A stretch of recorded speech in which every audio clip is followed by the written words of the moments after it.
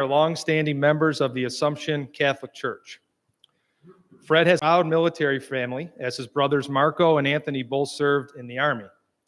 His brother Marco was awarded the Silver Star of Gallantry on D-Day, June 6, 1944, when he was part of the 1st Infantry Division landing in the first wave on Omaha Beach in Normandy. He was credited with saving many lives, having pulled wounded soldiers out of the surf on the beach for medical treatment, cleared a path through a minefield so his unit could attack a German machine gun nest firing on American infantry.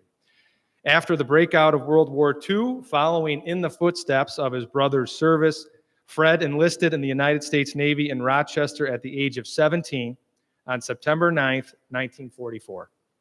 After his training in Sampson, New York, and Newport, Rhode Island, he was stationed and deployed on the USS Osage, LSV-3, a troop transport ship tasked with crossing the Pacific to deliver troops to combat areas during campaigns against Japan.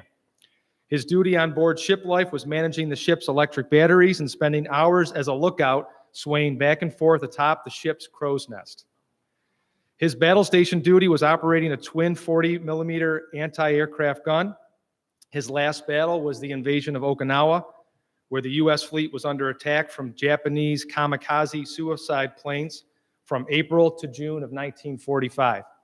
Questioned for how he survived fighting off the kamikaze attacks, Fred was quoted as saying, "I was really good at ducking."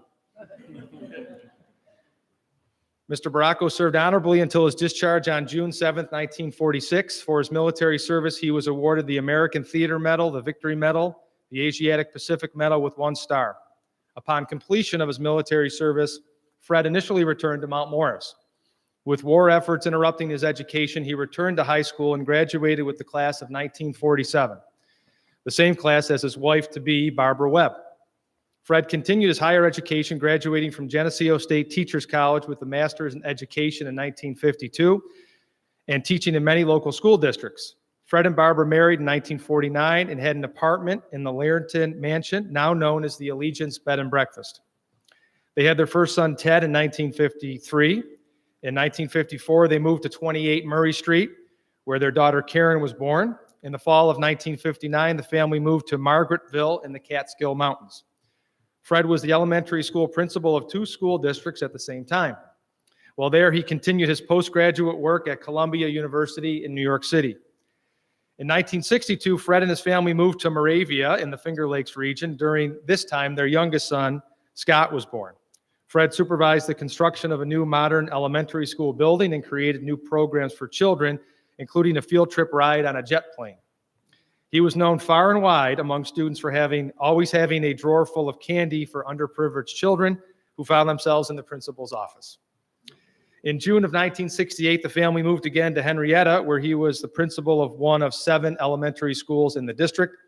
His passion was taking in the district's problem kids. He worked with children until he retired from public school service in 1981, remaining in Monroe County for several years while engaging in a number of business ventures.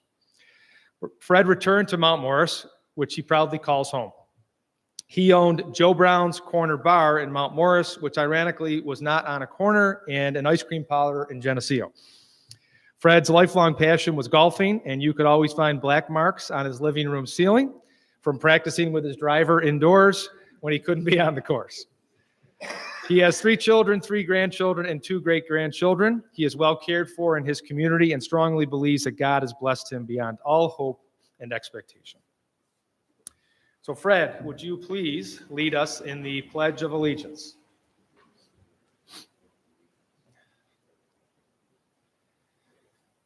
I pledge allegiance to the flag of the United States of America and to the republic for which it stands, one nation, under God, indivisible, with liberty and justice for all.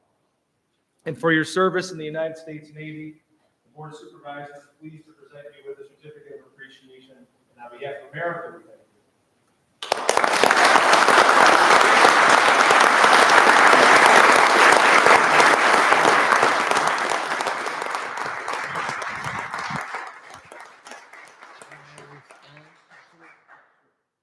The pleasure is mine to have the opportunity to serve the community in the way I did. Thank you.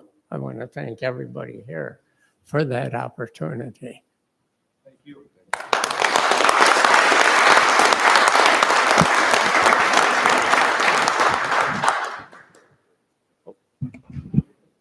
All the time you want. I just want to say, I saw the world from the crow's nest of a ship.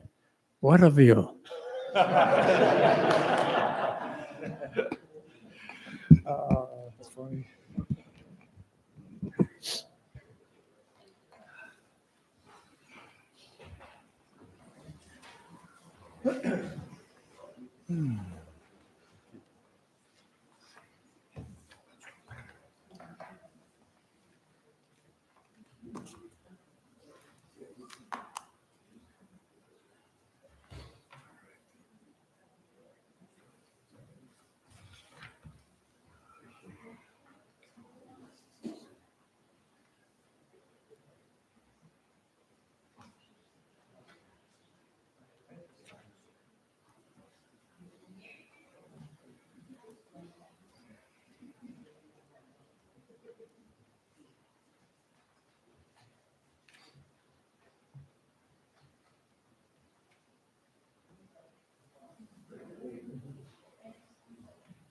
We do have some meeting minutes in draft form to consider approving. It was a regular meeting of October 9th. Does anyone have any changes they wish to bring forward at this time? Hearing none, I look for a motion in a second. Wes, move it. 1 second. We do have a motion in a second. All those in favor? Aye. Opposed? None, they're carried. Two communications, Michelle. Receipt of notification from the villages of Avon, Caledonia, Dansville, Geneseo, Leicester, Lima, Mount Morris, and Nunde, requesting the county treasurer collect delinquent village taxes for the year 2024-2025. Receipt of notice of claim in the matter of Dennis Walsh versus the Livingston County Sheriff's Office. Thank you. Abstract of claims is next. Mr. Chairman, I move this abstract of claims and ask for unanimous consent. Thank you, Mr. Knapp. Are there any questions or concerns on this abstract of claims? Hearing none, we'll please, Michelle. Avon, Aye. Caledonia. Aye. Canisius. Geneseo. Aye. Groveland. Leicester. Aye. Lima. Aye. Livonia. Mount Morris. Aye. North Dansville. Aye. Nunde. Ashen. Aye. Portage. Aye. Sparta. Aye. Springwater. West Sparta. Aye. York. Ayes 54 adopted. Next, we have the privilege of the board. Mr. Chairman, I request privilege of the floor for David Cherry, who's the Director of Veteran Services Agency.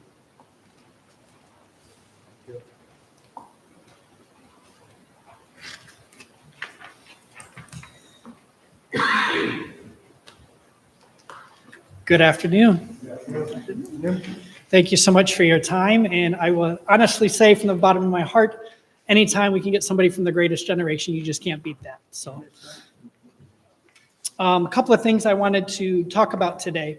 I'm not going to take much of your time this afternoon, so I wanted to review a couple of things. First of all, I just wanted to announce my office, and then in just a brief moment, I'm actually going to call them up here for something special that we're going to be doing today.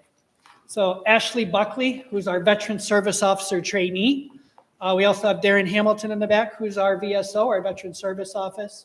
Sarah McDonald, who's our Office Account Clerk Typist, and of course myself. And then you have Bob Walter back there, who's our Veteran Engagement Specialist. So because I come from a small office, they're going to be talking amongst themselves who gets announced first and who's more important, just so you guys know that's in alphabetical order. So that's how that's set up. So a couple of things that I wanted to talk about just briefly. Want to talk about our statistics in the office and how things have changed a little bit. So in our office from January to September of this year so far, we've done 247 claims. That's your compensations, your pensions, and other benefits. 75, that number you see in parentheses, that's the intent to files that many of you probably know about. An intent to file is not a claim, but that's starting paperwork with the VA saying, hey, we're going to be doing a claim. We're building a case. So that's where we're at with those numbers. Through that, we've had 334 appointments in this office.